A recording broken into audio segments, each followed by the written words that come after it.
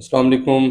آج جو میں ٹاپک بات کرنے جا رہا ہوں وہ بہت ہی حساس، بہت ہی امپورٹنٹ ہے، اور انسان کی لائف اس پہ بہت ڈپینڈ کرتی ہے، دیٹ از کریئر ڈیولپمنٹ۔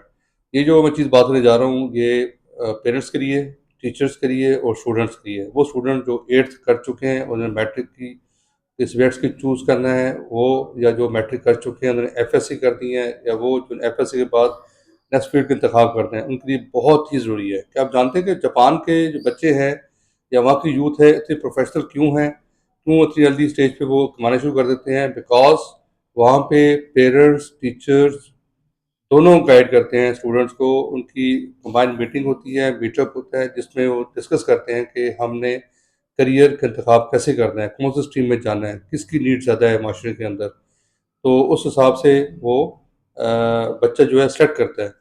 اب پاکستان میں کیا ہوتا ہے، ہمارے ہاں کیا ہوتا ہے کہ بچہ جو ہے وہ بغیر سوچے سمجھے سبجیکٹ سلیکٹ کرتا ہے، اور آگے جا کے جب یونیورسٹیز میں سے نکلتا ہے پتہ چلتا ہے کہ بہت زیادہ پیسہ خرچ ہو چکا ہے والدین کا، اور اس کے بعد پھر وہ ڈفرینٹ ڈائریکشن میں جا رہا ہوتا ہے، ڈفرینٹ چیزیں چوز کر رہا ہوتا ہے، تو اس وقت تک بہت ٹائم اور پیسہ ضائع ہو چکا ہوتا ہے پیرنٹس کا۔ تو میں یہ سمجھتا ہوں کہ ہم اپنے معاشرے کے اندر بچوں کو گائیڈ کریں، اور پیرنٹس کو، ٹیچر کو، کہ 8 کے بعد تھوڑا سا توقف کر کے ٹائم نکال کے ڈسکس کریں کیریئر کونسلنگ کے بارے سے بچے کی۔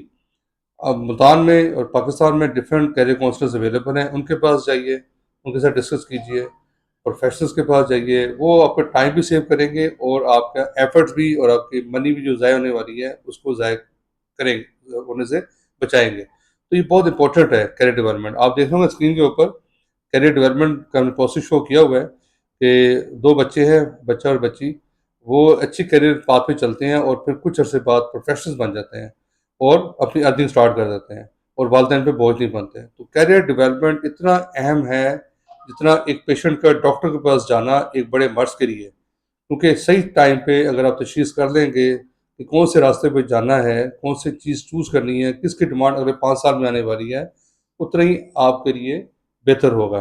تو کیریئر ڈیولپمنٹ ایک بہت امپورٹنٹ پروسیس ہے۔ میں بھی کیریئر ڈیولپمنٹ کے تھرو الحمدللہ کامیاب ہوں۔ میں بھی کیریئر کاؤنسلر کے پاس گیا تھا میٹرک کے بعد بھی اور ایف ایس سی کے بعد، اور میں ایک کامیاب راستے پہ چل پڑا، اور کم سے کم ٹائم میں اپنی فائنینشیل گروتھ کی طرف آ گیا۔